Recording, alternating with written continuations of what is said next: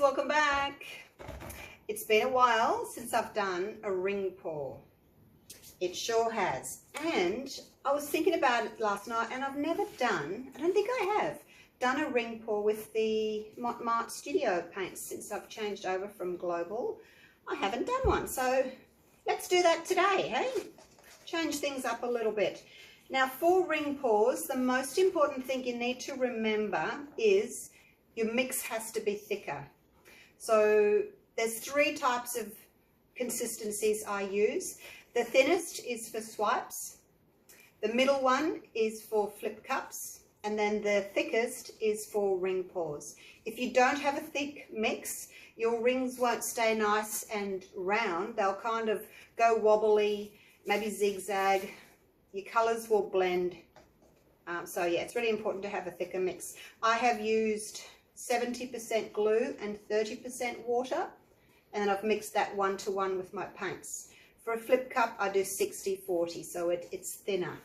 So ring pours, thicker. Right, let's get started. I've just got a little bit of black that I'm going to put in between a few layers, and the rest of the black I thinned out. I added water, and I'm just going to do my edges so that it flows a little bit easier, because once you've started, you know, you got all that trouble to make your rings, when the paint catches on the dry canvas, it can tend to stick, and then you lose your shape. So you want it to be, you want the paint to glide easily over. Actually, I'll just show you before I get started and get black paint all over me. I'll show you a couple of pours that I've done recently. You know those two bright swipes that I did? That was one of them. I did do some balloon dipping in parts of it just to see what it would look like, because the cells were so bright and gorgeous. So that's it there. I kept the middle plain. I'll take you up and show you the dried cells. They've dried really beautifully. It's a bit glary. I don't know that I can get a really good shot. My window being, oops, my window being right there on the right. I knocked the tripod. Sometimes you can't see the colours as well. It looks a bit sort of glary, but that's them. Turned out really pretty.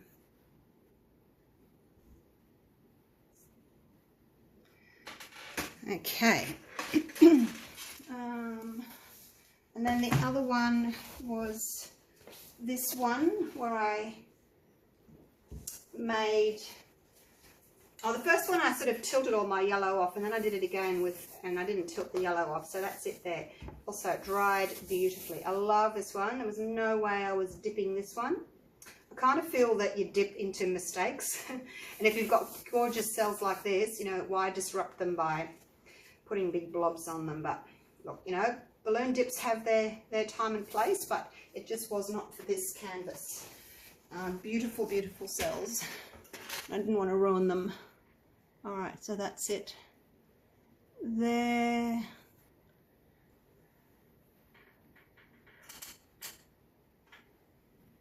Whoops, I'm going off center. Again, it looks a little bit more bright here. But yeah, dried gorgeous. Right, let's get back onto ring pours. Now you can do one big jug if you want to. I find that because you're doing this constantly, the paint in the bottom, what does it do? It mixes. So I would rather keep it a little bit cleaner, not so mixy, and do 2 cups. Okay, that way I can do one and then do the other, and that way it hasn't been shaken up quite as much. Right, I was going to do this, wasn't I, before I got sidetracked. I'm not going to worry about doing the middle with the black. I'm just going to do the edges, because my ring of paint is going to cover the center. It's really just these outside little bits that I need to cover.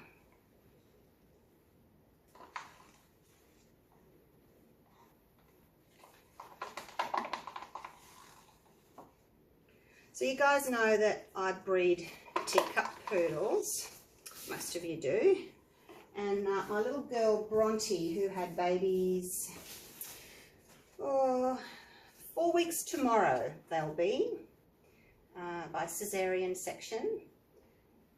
It's her second litter, and she started panting the other day, and I thought, oh, this is, and she vomited, and I thought, oh, this is really unusual.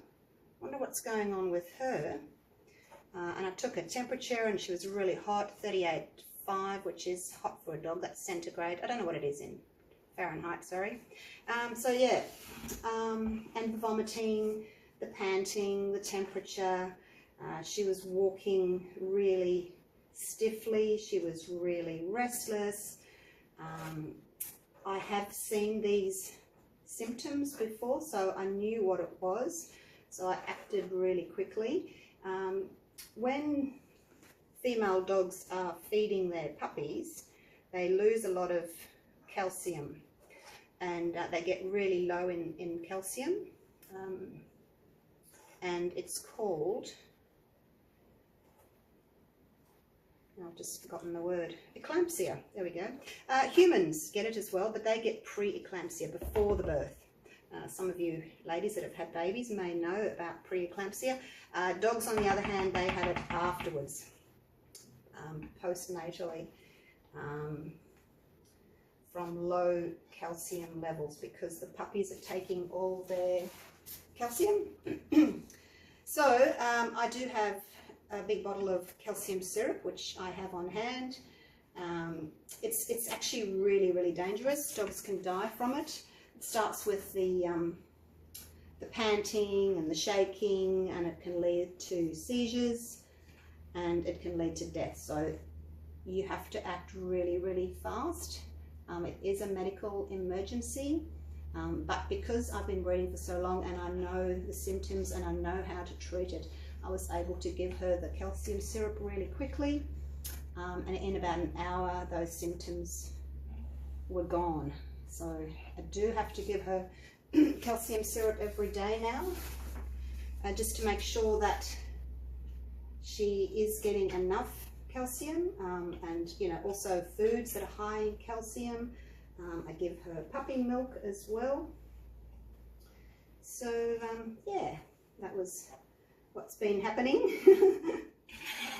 I can't do this side because my paints are in the way, so I'm just going to leave it like that. I'll see if she wants to come up and say hi. Bronte, Bronte baby, come on, she's under the table. Do you want to come and say hi? Come baby, yes. Let's just move this out of the way for 1 minute. Otherwise you're going to have black paws, aren't you? Yes, you are. All right, there we go. Oh, it's still going to have black paint all over you. You just sit there for a minute. There she is.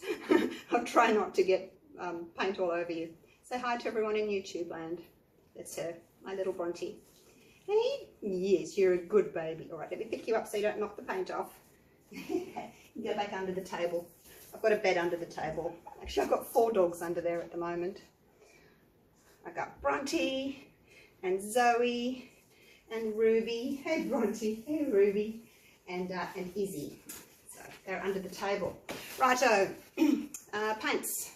As I said, Studio Acrylic. That's the Brilliant Red. That's that one. This one is violet.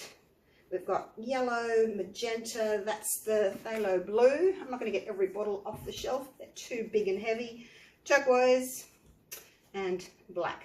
Right, I left a little bit of a space there for me to pour my colours in.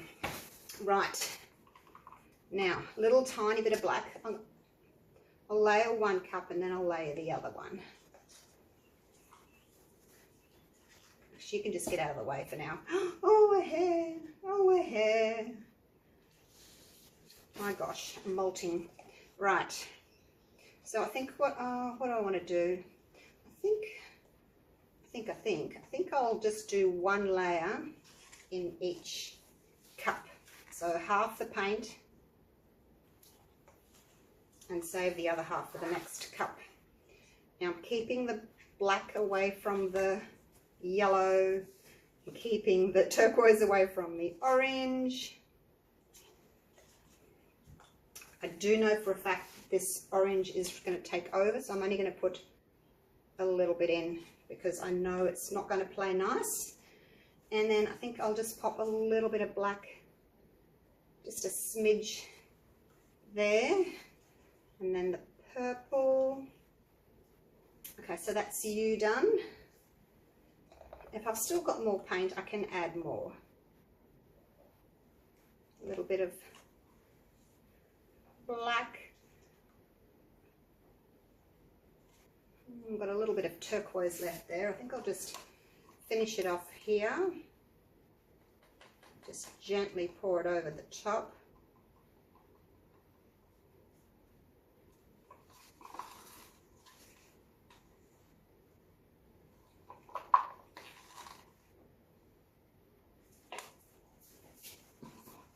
Okay, blue.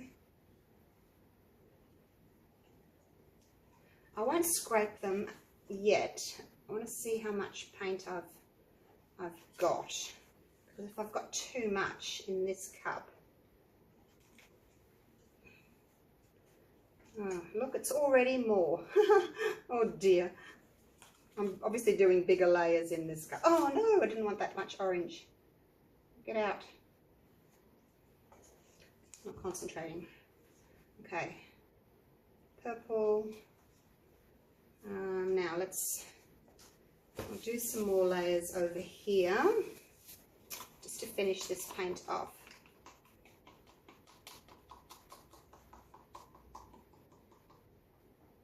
I didn't really calculate very well, did I, when I poured half in to begin with?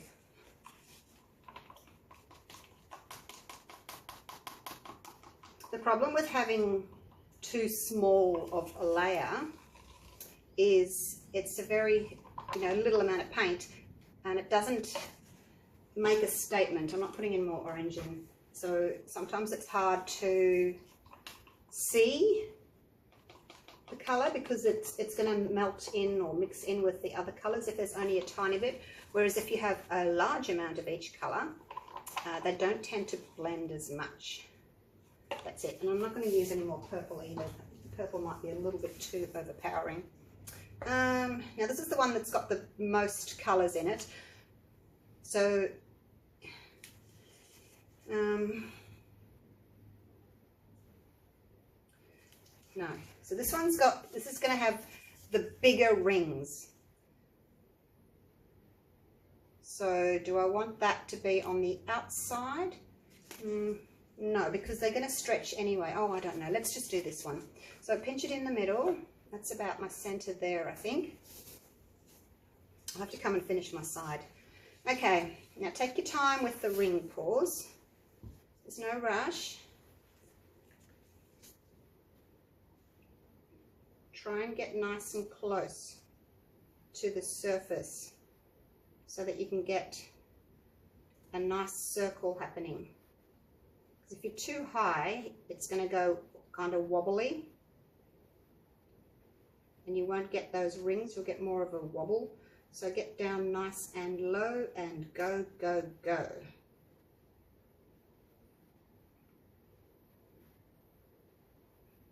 No silicone oil in here, but I probably will get a few little cells maybe from just the different densities of the paint.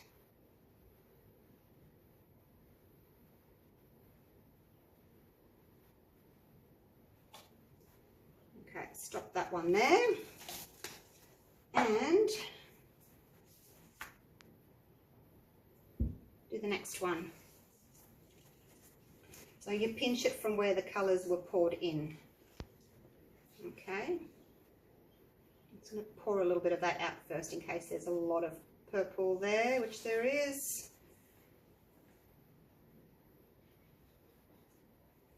Just got to be careful when you're going, a ring on top of another ring, that you pour off some of your first colour because it can overtake. Hello, yellow.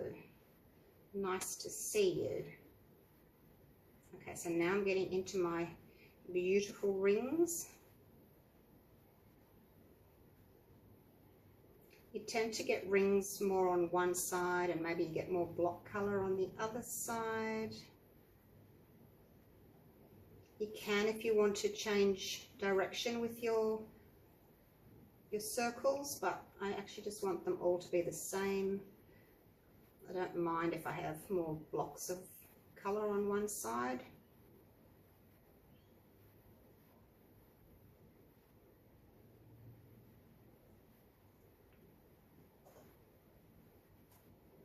Also, if one of your colors might be a little bit thinner than the other, you might not get the ring definition. Oh, I dripped. I think it dripped from the bottom of the cup. You might not get the ring definition, like that purple there.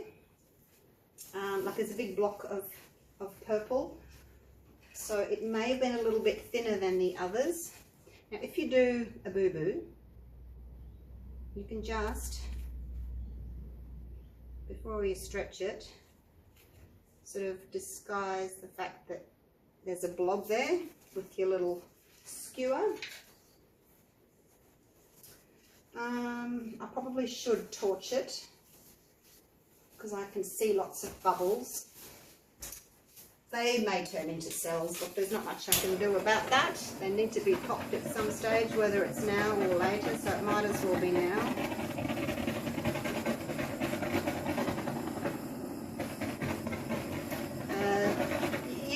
You get cells from different densities of the paints.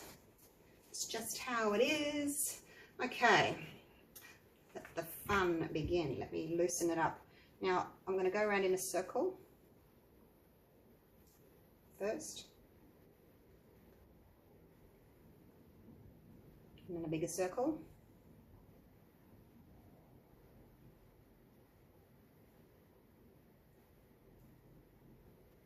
and then a bigger circle,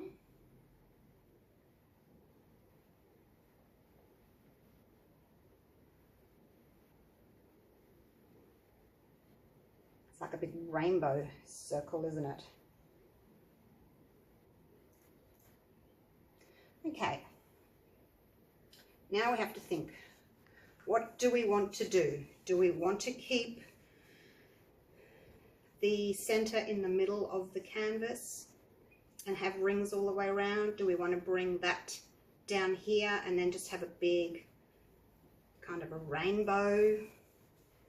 I guess I'll just keep tilting and what will happen will happen. I'm not in love with this big yellow stripe. I don't mind it here, so I'll try and keep that, but I may tilt some of that off. So let's get tilting. So I've gone off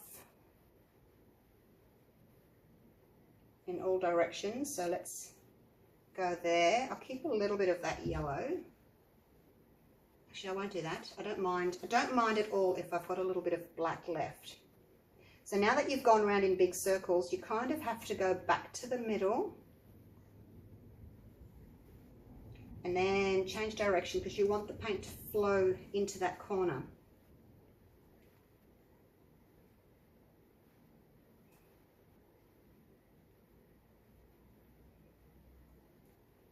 I don't like all that pink, so that some of that can go. We'll leave a bit of it. Oh, it's looking pretty. Now really, really careful not to drip your painty gloves hands into the center. Make sure you don't take your hands over the top. Go back to the middle. And then I'm going to go this way here. So I'll turn it around so that you guys can see, because I always tilt away from myself. I'm going to hang on to these push pins underneath. Take that into the middle a little bit more. And then I'm going to pivot onto that big push pin that I've got there underneath. And then as we get a little bit closer, we can decide what we want to keep, what we don't want to keep. I may keep some of that yellow. Let's pop a little bit of black just there. So I want to see what that looks like with a little bit of yellow, because that little bit of yellow matches that little bit of yellow there. So now I'll turn it and we go back into the middle. It is better when you're doing ring pours to only visit each corner once. It's really hard to try and get back to these corners because you just risk ruining your rings. Just taking that weight down a little bit too much. Bring it back and then change direction. Oh, it's looking so pretty.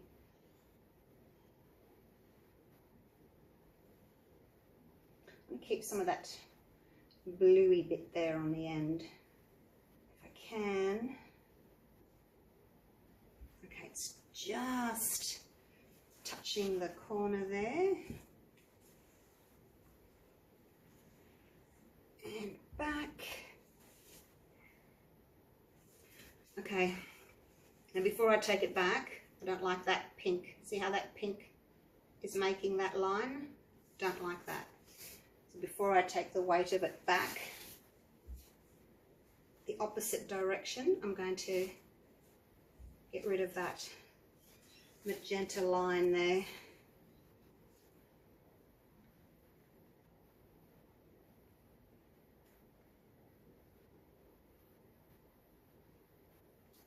I actually go over that corner, get rid of that whole magenta corner.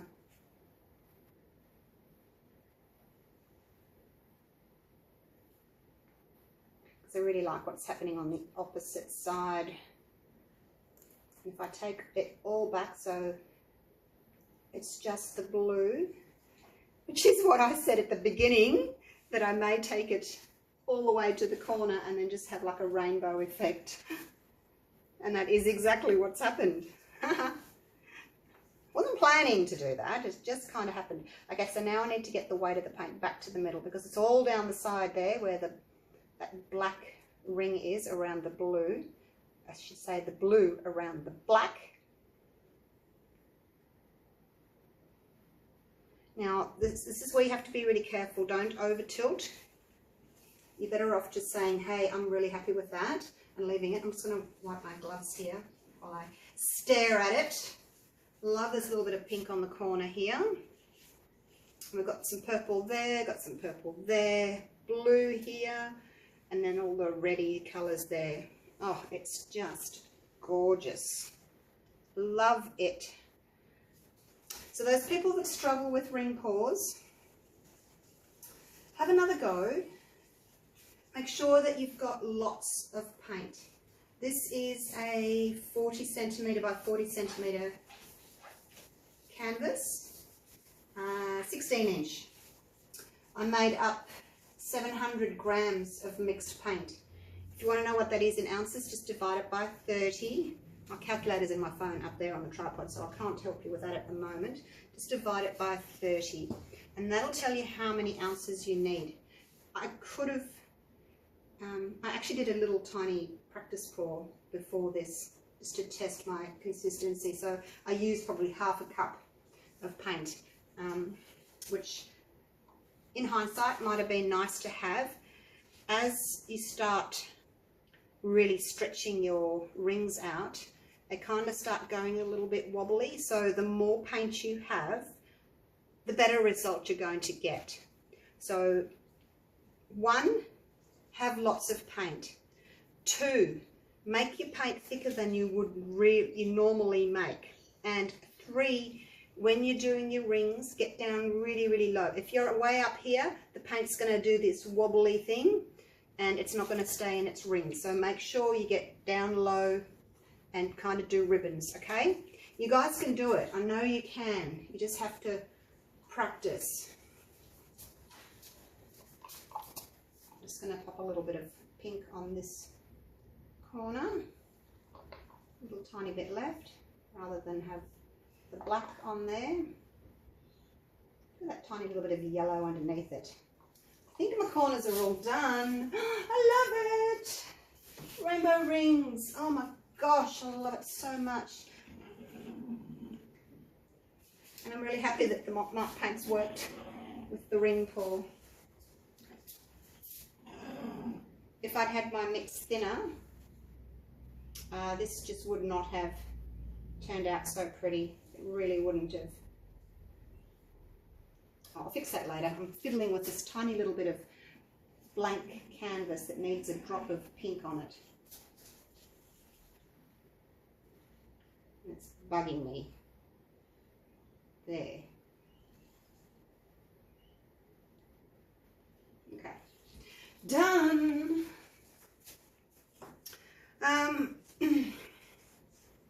Composition wise, I would kind of like the blue to be moved down a little bit. Let's just see if I can.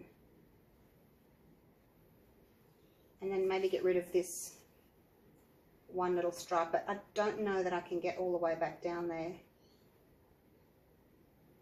It's really not worth risking it. I'll risk it for the biscuit. No, I'm not going to. I am not going to, because my rings would just get all out of shape and wonky. And you know, you've come this far, just be happy with what you've got and don't think that you can maybe make it better, because 9 times out of 10 you can't, and you end up just ruining it. And then you think, oh my God, I wish I hadn't have just fiddled and tilted that last little section, because that's what we do. We don't know when to stop, so just stop, back away.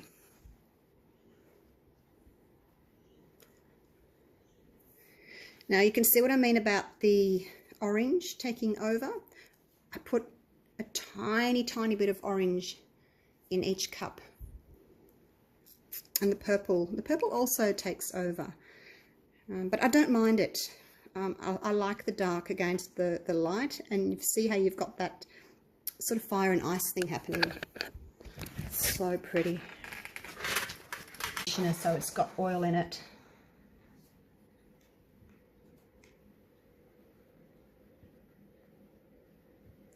But yeah, the cells just pop up on their own. Wish I could show you the right colours. I'm going to go over here and turn my lights off. Just come with me.